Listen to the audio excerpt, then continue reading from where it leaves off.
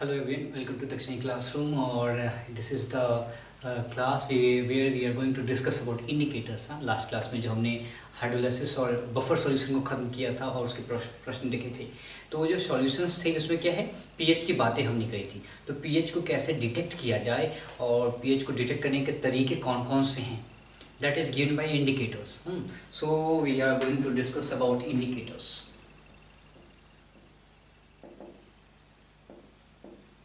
ठीक है, indicators exactly indicators करता क्या है? Indicators detects the end point of the titration. आपको पता है, आप केमिस्ट्री के लैब में अगर आप गलती से गए होगे तो आपने टाइट्रेशन किया, एसिड बेस टाइट्रेशन किया हो। क्या करते हो? एसिड में आप बेस ड्रॉप से मिलाते हो। जैसे मान लीजिए कोई एक आपका क्या है, कॉनिकल फ्लास्क है, कॉनिकल फ्लास्क आपने एसिड डाल दिया और आप क्या करते हो, ब्यूरेट से ड्रॉप बाय ड्रॉप आप क्या करते हो, बेस उसमें मिलाते हो। तो क्या एसिड और बेस रिएक्शन करता है और किसी पार्टिकुलर समय पे आगे दोनों न्यूट्रल हो जाएगा। Correct, this is what we are doing, titration reaction. Titration आप करते हो। तो इस टाइट्रेशन के एंड पॉइंट को, व्हाट इज एंड पॉइंट? ऐसा एंड पॉइंट जहां पे क्या है, एसिड का कॉन्सेंट्रेशन और बेस का कॉन्सेंट्रेशन बराबर हो जाए, that is the end point. Okay, so क्या है, जैसे आपने क्या है, कॉनिकल फ्लास्क में क्या ले लिया, एसिड ले लिया। अब ड्रॉप बाय ड्रॉप क्या कर रहे हो, बेस उसमें मिला रहे हो। का एक ड्रॉप आया, बेस न्यूट्रल हो गया, एक ड्रॉप आया फिर न्यूट्रल हो गया। तो क्या हो रहा है कि एक ऐसा समय जब आपका, आप इतना वॉल्यूम ऑफ बेस आपने मिलाया कि क्या है, एसिड जो था कॉनिकल फ्लास्क में क्या हो गया, पूरा का पूरा न्यूट्रल हो गया। ठीक है, तो उस पार्टिकुलर एंड पॉइंट को डिटेक्ट करने के लिए आपको इंडिकेटर की आवश्यकता होगी। अब क्यों होगी इसकी भी देखते हैं। एक बात, ये क्या है, ये डिटेक्ट करता है, ये क्या कहता है, to detect end point in titration. ठीक है, और आपका जो जनरली इंडिकेटर्स होता है, they are generally weak week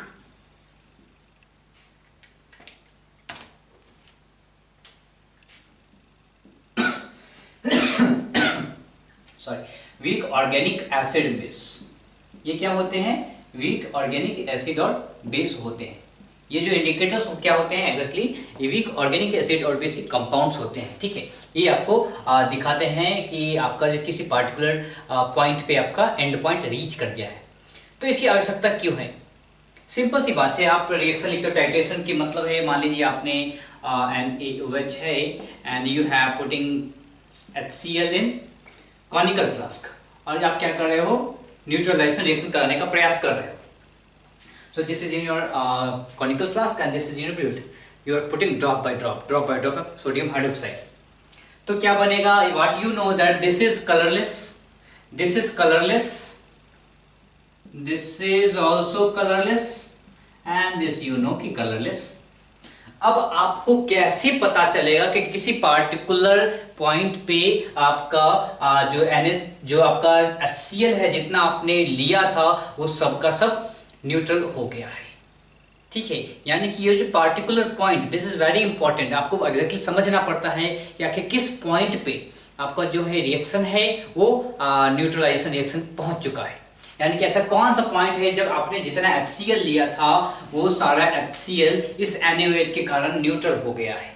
इसको बताने के लिए हमारे पास कोई नहीं है, ये भी कलरलेस है, ये भी कलरलेस है, ये भी कलरलेस है, ये भी। ऐसा तो नहीं है कि जैसे ही NaOH ने इस सारे HCl को न्यूट्रल किया अगला NaOH ब्लू कलर का आ गया, ऐसा तो नहीं है, ऐसा तो कुछ है नहीं। तो इसके लिए हमें क्या करना पड़ता है, हमें एग्जैक्टली समझना पड़ता है कि आखिर कोई ऐसा सब्सटेंस डालिए जो पीएच के आधार पे अपना कलर दिखाए। जैसे मान लीजिए कि क्या है, इस वक्त जब ओनली HCl था तो सॉल्यूशन का जो नेचर कैसा था, एसिडिक सॉल्यूशन। करेक्ट, जब आपने मान लीजिए कॉनिकल फ्लास्क है, ठीक है, ये कॉनिकल फ्लास्क है, ठीक है, तो इस कॉनिकल फ्लास्क में ओनली क्या था, अभी आपके पास HCl सॉल्यूशन था। ठीक है, तो HCl सॉल्यूशन, इट मींस अंदर का जो pH था लेस देन 7। ठीक है, अब क्या है, जैसे जैसे आप NaOH मिलाते जा रहे हो, pH क्या है, मान लीजिए HCl का कॉन्सेंट्रेशन था मान लीजिए कि 3, सो 3 से बढ़ता क्यों, क्योंकि आप HCl कॉन्सेंट्रेशन डिक्रीज हो रहा है, NaOH आ रहा है, HCl को H2 में बदल दे रहा है, NaOH आ रहा है और न्यूट्रलाइजेशन हो रहा है। तो अब क्या है कि धीरे धीरे pH क्या हो रहा है, 7 की तरफ आता गया। जब सारे NaOH ने HCl को न्यूट्रल बना दिया, that is your equivalence point, जिसकी बातें हमने की भी थी लास्ट क्लास में। इस पार्टिकुलर पॉइंट पे क्या सारा का सारा HCl खत्म हो गया है, this is your equivalence point. अब अगला ड्रॉप आएगा वो क्या होगा, बेसिक नेचर बना देगा उस पूरे सॉल्यूशन को। तो क्या है कि ये बंदा क्या था, पहले एसिडिक था, फिर न्यूट्रल बना, और फिर अगला ड्रॉप ऑफ NaOH वो क्या करेगा, सॉल्यूशन को बेसिक बना देगा। यानी कि आपका जो सॉल्यूशन है वो एसिडिक नेचर से, न्यूट्रल नेचर से फिर बेसिक नेचर में चला गया। पर आखिर कौन है जो हमें बताएगा कि किसी पर्टिकुलर पॉइंट पे इसका नेचर क्या क्या था? तो इसको बताने के लिए जो हमारे पास होते हैं वो इंडिकेटर्स होते हैं, and indicators are weak organic acids and base compounds, ठीक है। और जनरली हम लोग यूज करते हैं, जो हम लोग पढ़ाई करेंगे यहाँ पे आप लोगों के लिए, वो होता है आप फेनोक्सिलिन की बात करते हो,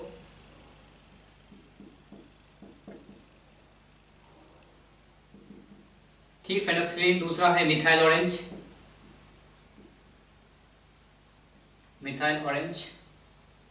और एक और आप साथ पढ़ते हो, ज्यादा मतलब टेंशन नहीं है, पढ़ सकते हैं, कोई दिक्कत नहीं है, मिथाइल रेड, मिथाइल।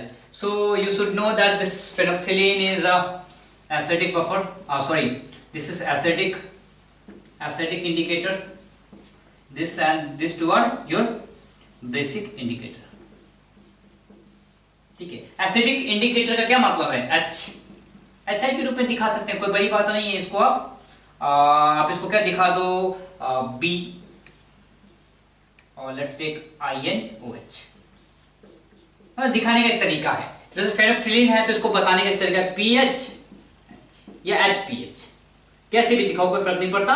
HPH का मतलब क्या है कि ये H+ आयन आपके सॉल्यूशन में देने वाला है। मैंने क्या बताया कि this three are the nothing but organic compounds, and what are they are exactly organic acid and base, and what is their weak acid and weak base। so अगर ये फेनोक्सिलिन इज ए आपका एक फेनोक्सिलिन इज एन इंडिकेटर, सो ये क्या करेगा, solution में जाने के बाद क्या है, since this is the acidic indicator, H+ ion solution देगा, ठीक है। तो ये बेसिक बातें हमने समझना है कि जो फेनोक्सिलिन है आपका वो क्या है, एक एसिडिक इंडिकेटर है, और वो क्या करेगा, वो आपको सॉल्यूशन में जाने के बाद आपको क्या देगा, H+ आयन देगा, ठीक है। तो ये एग्जैक्टली क्या है, कैसे कलर दिखाता है, इसकी भी बातें करते हैं। कलर से पहले आप ये समझिए कि ये जो बंदे होते हैं, जो फिर हमारे इंडिकेटर्स होते हैं, ये किसी पार्टिकुलर रेंज, पीएच रेंज में ही काम करते हैं।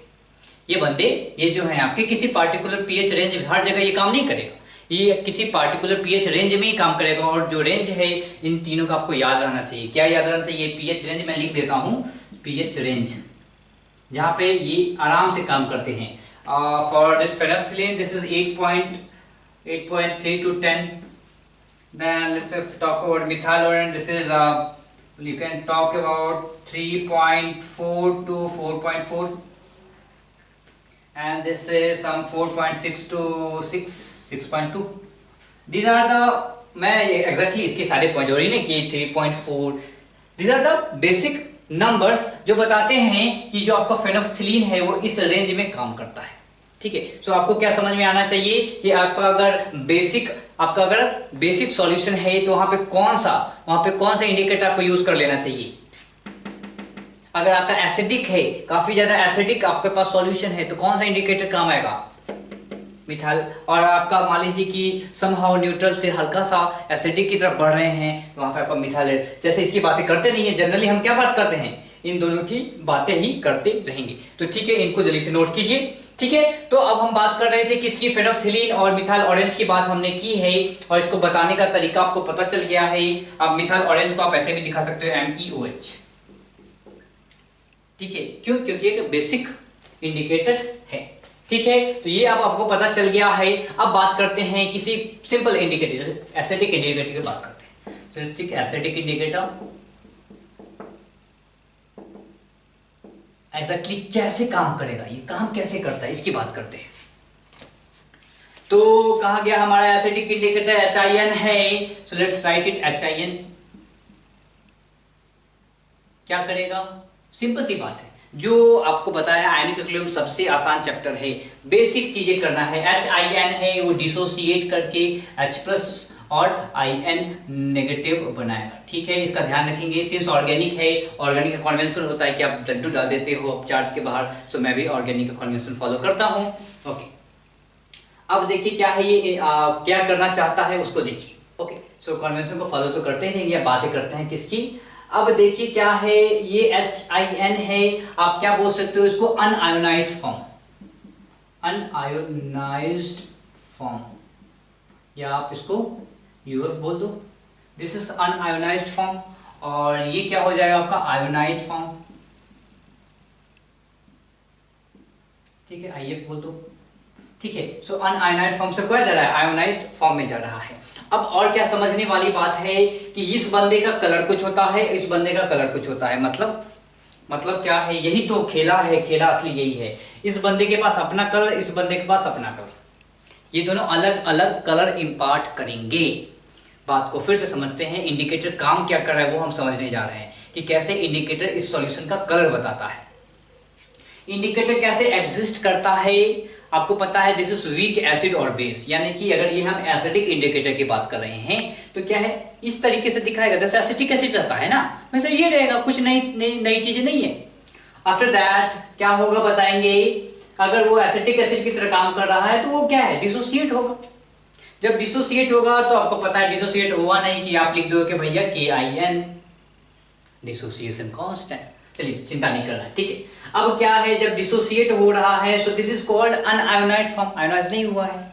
दूसरा की आयोनाइज्ड फॉर्म, यहां पे आता है इंडिकेटर की अपनी प्रॉपर्टी, इसके पास अपना कुछ कलर होगा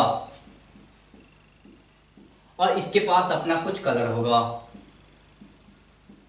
ठीक है।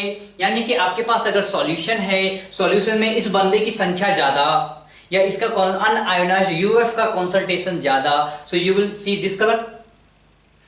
अगर सॉल्यूशन में इस बंदे का आपका कॉन्सेंट्रेशन ज्यादा है या अगर इस बंदे का नंबर ऑफ मॉलिक्यूल्स ज्यादा है तो ये बंदा दिखाएगा अपना कलर, सिंपल सी बात है। तो आप मान लीजिए आप थोड़ा सा रियल केस की बात करें, फेनोल्फथलीन की बात करते हैं तो HPH की बात करते हैं, तो HPH है, ये क्या होगा, ये भी वही है, ये अपने आयोनाइज्ड फॉर्म, अनआयोनाइज्ड फॉर्म से क्या है, आयोनाइज हो जाएगा, and you will see like this. Okay, and what we should know that this pH ionized form have color pink and unionized form have color colorless, ठीक है। यानी कि अगर आपके पास कोई सॉल्यूशन है और सॉल्यूशन में आपने क्या किया है, ये बंदा है, तो अगर उसमें ज्यादा से ज्यादा अगर आपके पास अनआयोनाइज्ड फॉर्म होगा, अनआयोनाइज्ड फॉर्म ऑफ फेनोल्फथलीन होगा तो वो आप क्या दिखाएगा, कलरलेस दिखाएगा। और अगर आपके पास आयोनाइज्ड फॉर्म ऑफ फेनोल्फथलीन होगा तो आपको पिंक कलर दिखाएगा। आप बोलेंगे सर क्यों आयोनाइज होगा, क्यों अनआयोनाइज होगा, ये तो बता दो। तो अच्छी बात है, मैं बताता हूं। आपने क्या किया, इस बंदे को उठाया और सॉल्यूशन में डाला, ठीक है। अब मान लीजिए कि अगर ये सॉल्यूशन एसिडिक नेचर है, एसिडिक नेचर है का क्या मतलब है कि सॉल्यूशन के पास H+ है, मैं सॉल्यूशन की बात कर रहा हूं। अगर ये सॉल्यूशन H+ है यानी एसिडिक की नेचर है तो थोड़ा सा ली चैटर्लियस प्रिंसिपल यहां फॉलो करते हैं। इस बंदे के पास आइए, क्या होगा, एसिडिक के नेचर है का मतलब क्या है, यहाँ पे H+ आ रहा है, कहां से, सॉल्यूशन से। Solution is acidic nature, let us see solution is acidic nature, it means H+ होगा सॉल्यूशन के पास। और इस रिएक्शन के पास हम जब पहुंचेंगे तो बोलेगा कि भैया ये H+ तो हम दे ही रहे थे पर सॉल्यूशन भी मुझे H+ दे रहा है, तो क्या करेंगे, रिएक्शन बैकवर्ड चला जाएगा और H+ को कम करेगा, ठीक है। तो रिएक्शन बैकवर्ड चला जाएगा यानी कि ज्यादा से ज्यादा आपका HPH बनाएगा, और ज्यादा से ज्यादा जब HPH बनाएगा तो आपको कलरलेस दिखना चाहिए, ठीक है। और अगर आप ध्यान दो, मैंने pH रेंज कहीं लिखाया था तो इसीलिए ये बंदा एसिडिक में कलरलेस रहता है। उसके बाद मान लीजिए अगर आपने बेसिक सॉल्यूशन में अगर आपने फेनोल्फथलीन को डाला, बेसिक सॉल्यूशन में अगर आपने फेनोल्फथलीन को डाला तो क्या होगा, बेसिक का मतलब है कि इस बंदे के पास OH नेगेटिव आयन होगा। जैसे ही आपने इस फेनोल्फथलीन को डाला, ये डिसोसिएट करके H+ बनाया था, आपका बेसिक OH नेगेटिव जाएगा, इस H+ को लेके गायब हो जाएगा। ये बोलेगा भैया ये क्या हुआ, मेरा H+ कहां गया, आपने कम कर दिया, मैं बढ़ाऊंगा, ली चैटर्लियस प्रिंसिपल, और डिसोसिएट करके H+ बनाएगा, फिर लेके गायब हो जाएगा बेसिक वाला। और यानी कि ये ऐसे बढ़ रहा है और वो ज्यादा से ज्यादा pH नेगेटिव बनाना चाह रहा है। और जब ज्यादा से ज्यादा pH नेगेटिव बनेगा, मैंने क्या बताया था, अगर ज्यादा pH नेगेटिव तो जो pH नेगेटिव का कलर है वो दिखेगा, और इसीलिए बेसिक सॉल्यूशन में क्या दिखता है आपको, इसका कलर दिखता है, that is pink. Okay, clear है बातें? तो इसीलिए ये होता है आपको ये इंडिकेटर्स ऐसे अपना कलर शो करते हैं। कैसे शो करते हैं? ये क्या है, आप केमिकल इक्विलिब्रियम की बातें जब हमने की थी तो उसमें क्या है कि आपका ली चैटर्लियस प्रिंसिपल फॉलो होता है। तो यही है, जब ये अपने आयोनाइज्ड फॉर्म में जाता है तो पीएच नेगेटिव बनाता है, और पीएच नेगेटिव का कलर होता है पिंक, और पिंक कलर तब दिखेगा तब पीएच नेगेटिव बनेगा। और पीएच नेगेटिव को बनाने के लिए आपको बेस जो है वो आपको हेल्प करता है। कैसे हेल्प करता है? वो जाके H+ के कॉन्सेंट्रेशन को कम कर देता है। तो ये बंदा बोलता है कि जो हमारा जो रूल है वो फॉलो होना चाहिए, लॉ है फॉलो होना चाहिए। कौन सा? ली चैटर्लियस का। तो अगर आपने कम किया है तो मैं बढ़ाऊंगा, और रिएक्शन बोलता है कि मैं बढ़ाऊंगा। कैसे? रिएक्शन को फॉरवर्ड ले जाके। रिएक्शन जब फॉरवर्ड बनेगा तो ज्यादा से ज्यादा H+ बनेगा, ज्यादा से ज्यादा आपके पीएच या नेगेटिव यानी कि आयोनाइज्ड फॉर्म बनेंगे, और जब आयोनाइज्ड फॉर्म बनेंगे तो कलर दिखेगा। एसिडिक वाला बोलता है, एसिडिक ज्यादा से ज्यादा H+ बढ़ाता है, तो ये बोलता है भैया बहुत ज्यादा हो गया है, हमें H+ को कम करना पड़ेगा। तो रिएक्शन बैकवर्ड आता है, यानी ये इसकी संख्या और इसकी संख्या क्या है, मिलके इसको बनाती है, संख्या कम होती चली जाती है, इसकी संख्या बढ़ती चली जाती है। तो आप बोलते हो कि जी हाँ कलरलेस दिखा रहा है एसिडिक मीडियम में। तो इसीलिए क्या है कि क्या होता है, ये जो बंदा है आपका फेनोल्फथलीन, वो क्या है, बेसिक मीडियम में काम करता है। So let me check this value. Please just आप 2 मिनट रुकेंगे, मैं वैल्यू चेक करूँ एक बार। This is 3 actually this is 3.2. Please again correct कर लें इसको, 3.2. This is 3.2 to 4.4. Okay fine. And this is 4.4. This is 4.4 to 6.6. No fine, good ना? Not a big deal. Okay. So इस तरीके से क्या है आपका एसिडिक इंडिकेटर क्या है काम करता है। सिमिलरली आपकी बात करो किसकी, इनकी बेसिक इंडिकेटर की। सो बेसिक इंडिकेटर भी कुछ ऐसे ही काम करेगा। क्या है लिखोगे, बेसिक यहाँ पे OH नेगेटिव बनेगा, OH नेगेटिव बनेगा, तो अगर आप उसको बेसिक मीडियम में रखोगे तो वो फिर से कलरलेस की तरफ जाएगा, तो दिखेगा नहीं। इसलिए हमेशा क्या है आपको क्या करना पड़ेगा, इसके पार्टिकुलर पीएच रेंज पे उसको रखना पड़ेगा, तभी आपको दिखाएगा। क्योंकि जब आप NaCl सॉल्यूशन में क्या कर रहे हो, अगर आप डाल रहे हो ऐसे को, जब आपका पीएच रेंज काफी कम है और फेनोल्फथलीन डाल रहे हो तो दिखेगा ही नहीं, सिंपल। अब मान लीजिए कि यह फेनोल्फथलीन से कैसे पता चलेगा कि हमारा सॉल्यूशन काम कर रहा है। मान लीजिए आपने एसिड HCl है, ठीक है, HCl प्लस आपने HPH डाला, HPH मींस इंडिकेटर डाल रखा है अभी, तो क्या दिखाएगा, लोअर पीएच रेंज पे कलरलेस दिखाता है, लोअर पीएच रेंज पे ये कलरलेस दिखाता है। तो जब तक HCl के साथ ये बैठा है तब तक कुछ नहीं दिखेगा, कलरलेस दिखता रहेगा, दिखता रहेगा, दिखता रहेगा, दिखता रहेगा। जैसे ये 7 पहुंचा यानी कि न्यूट्रल हो गया, कलरलेस दिखेगा। अब जैसे ही OH नेगेटिव आया यानी कि पीएच इंक्रीज करना शुरू किया, तो आपको धीरे धीरे पिंक कलर दिखना शुरू हो जाएगा, धीरे धीरे पिंक कलर दिखना शुरू हो जाएगा। और जब आप पीएच को और बढ़ा यानी कि और सोडियम हाइड्रोक्साइड ऐड करते जाओगे, आपको पिंक कलर इंटेंस होता चला जाएगा, ठीक है। तो पिंक कलर क्या होगा, इंटेंस होता चला जाएगा, यानी कि क्या है, ये बताने लग गया आपको कि जी हाँ आप क्या कर रहे हो, सॉल्यूशन में सोडियम हाइड्रोक्साइड के कॉन्सेंट्रेशन को बढ़ा रहे हो, आप सॉल्यूशन को बेसिक बना रहे हो, ठीक है। So this is what is the working of आपके इंडिकेटर्स।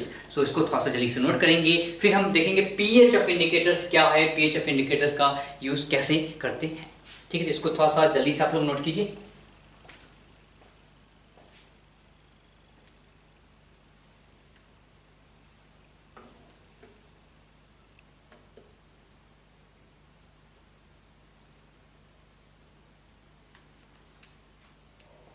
ओके सो अब हम बात करने जा रहे हैं पीएच ऑफ इंडिकेटर्स।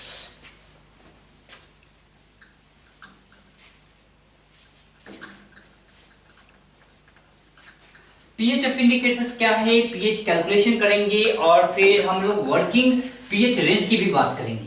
जैसे अभी मैंने बताया ना कि वर्किंग पीएच रेंज क्या है, 8.3 से 10 होता है, किसका, फेनोल्फथलीन का। फिर हमने क्या बात करी थी कि 3.2 से कितना होता है, 4.4 होता है, किसका, मिथाइल ऑरेंज का। तो ये सारी बातें जो है एग्जैक्टली कैसे आती है ये समझ में आना है, ठीक है।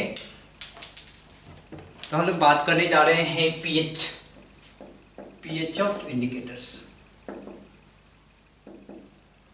सेम तरीका जैसे हमने बफर में किया था, जैसे हमने सॉल्ट हाइड्रोलाइसिस किया था, तरीका कुछ ऐसे ही है। क्या है, सबसे पहले तो लिखिए क्या, let us right acidic indicator. So acidic indicator की बात करते हैं। सो HPH है, let us right the general form HIN, indicator is for IN। सो क्या होगा, डिसोसिएट करेगा और ये क्या बनेगा, H+ बनेगा और IN नेगेटिव बनेगा। सो दिस इज क्या, this is unionised form, this is ionised form. Okay चलिए, so this is KIN, what is KIN, क्या है, इक्विलिब्रियम कांस्टेंट, ठीक है। सो व्हाट इज दिस, लिखते हैं KIN, लिखिए क्या हो जाएगा KIN, तो क्या होगा, same process, H+ ion concentration multiply with IN negative divide by क्या होगा HIN, ठीक है। सो pH निकालना है तो यानी कि H+ आयन कॉन्सेंट्रेशन आपको पता होना चाहिए। सो H+ क्या होगा, इसको उठा के इधर ले आएंगे। सो KIN और multiply with HIN divide by IN negative, pH मतलब कि pH is equal to negative log of H+ ion, तो वही तरीका है जो हमने हमेशा से किया है, negative log of this whole value KIN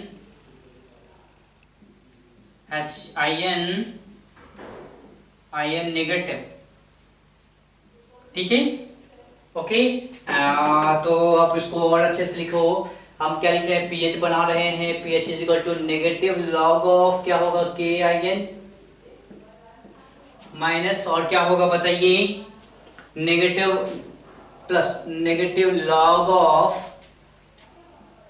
HIN को क्या लिख देते हैं, what is HIN, HIN is the unionized form, so write it unionized form, concentration of unionized form by concentration of ionized form, ठीक है क्या, करेक्ट है, ठीक है। सो इसको लिखिए, so this is equal to minus log of K क्या होता है, PK होता है, so writing PKIN plus log of ये माइनस को अंदर ले जाइए तो आयोनाइज्ड फॉर्म ऊपर आ जाएगा, ionised form by unionized form, ठीक है। सो ये आपका बेसिक pH का एक फॉर्मूला बेसिकली निकल के आ गया है, ठीक है, इसको थोड़ा सा ध्यान रखेंगे। So pH is equal to PKIN plus log of ionized form by unionized form, ठीक है। इसकी बातें हमने कर ली है। इसके बाद क्या है, अगर आप POH की बात करो, अगर मान लीजिए आप basic, this is for acidic indicator, हमने डिजाइन किया है इसको एसिडिक इंडिकेटर के लिए डिजाइन किया है। अगर आप बेसिक इंडिकेटर की बात करो तो सेम है, pH is equal to PKIN plus log of ionized form by unionized form, ठीक है। तो ठीक है, इस तरीके से आप क्या कर सकते हो, और फिर pH plus POH is equal to क्या होता है, pH plus POH equal to 14 होता है, तो you can calculate that. This is true for, हमने अभी पता डिजाइन किया है, this is for basic indicator, this is for basic indicator, ठीक है। तो इसका थोड़ा सा ध्यान रखेंगे कि ये क्या है, आपको pH बताने का तरीका है, क्या है, ये आपका आयोनाइज्ड फॉर्म है, जो नीचे वाला आपका अनआयोनाइज्ड फॉर्म है, और इसके आधार पे आप pH बता सकते हो, ठीक है। ये जो चीजें क्या हमने कुछ नई चीजें करी है क्या, कुछ भी नहीं ने की है, ये जो हमने बफर में किया था, याद है, बफर में कुछ ऐसे ही किया था, तो बफर में जब ऐसे किया था तो आप सीख रखे हो, तो इसको करना बड़ा आसान है, ठीक है। ओके, इसके बाद जब हमने देख लिया कि इंडिकेटर्स ऐसे काम करता है, इंडिकेटर्स ऐसे काम करता है, तो this is called working range. हम बात करने जा रहे हैं working range, working pH range, working pH range हर जगह तो काम नहीं कर सकता। हम अभी तक जनरल इंडिकेटर की बात कर रहे हैं, अभी तक जनरल इंडिकेटर की बात करें, methyl orange, phenolphthalein are the some specific indicator. हम अगर जनरल इंडिकेटर की बात करेंगे तो उसका वर्किंग pH रेंज क्या होता है, ये बहुत इंपॉर्टेंट, इसको थोड़ा जानिए। वर्किंग pH रेंज होता है हमेशा always minimum to maximum value, कुछ मिनिमम वैल्यू टू मैक्सिमम, जैसे आपने देखा कि 8.3 टू 10 है, तो 8.3 से 10 के बीच में ही वो काम करेगा, नीचे काम नहीं करेगा, ऊपर काम नहीं करेगा, ठीक है। सो जो रेंज होता है, रेंज समझ में आना है, सो मिनिमम वैल्यू और मैक्सिमम वैल्यू के बीच में वो काम करता है। And what is that minimum and maximum value, that is equal to PKIN -1 to PKIN plus 1. This is the pH range. This is the pH range. ठीक है। तो आपने देखा यहाँ पे क्या है, ये आपका पीएच आ रहा है, ये PKIN है और ये कुछ वैल्यूज है। तो working pH range of any indicator is from PKIN -1 to PKIN I think 13 में आपसे एक प्रश्न पूछा गया था इंडिकेटर का। वो प्रश्न कुछ नहीं था, वो प्रश्न बस ये था कि किसी तरीके से ये वाला एक्सप्रेशन बता दीजिए। ठीक है, वो ये एक्सप्रेशन पूछ रहा था। आप जाके एक बार प्रीवियस ईयर में जाइए, तो ये एक्सप्रेशन पूछने का प्रयास, इतना बड़ा लंबा सा वो क्वेश्चन पूछ लिया। बस पूछना ये चाह रहा था कि ये एक्सप्रेशन बता दीजिए, कैसे एक्सप्रेशन लिखा जाता है। ठीक है, तो मैं बताना चाहता हूं कि जो चीजें पढ़ाई जा रही है इसको थोड़ा आराम से ध्यान से पढ़ेंगे, क्योंकि क्वेश्चन कैसे भी सिंपल भी आ जाएगा, क्वेश्चन आसान रहता है, पर आप थोड़ा सा आपको ध्यान लगाना पड़ेगा। ठीक है, सो आपको पता चल गया कि वर्किंग पीएच रेंज क्या होता है। ये जो वैल्यू है यहाँ से यहाँ तक काम करती है।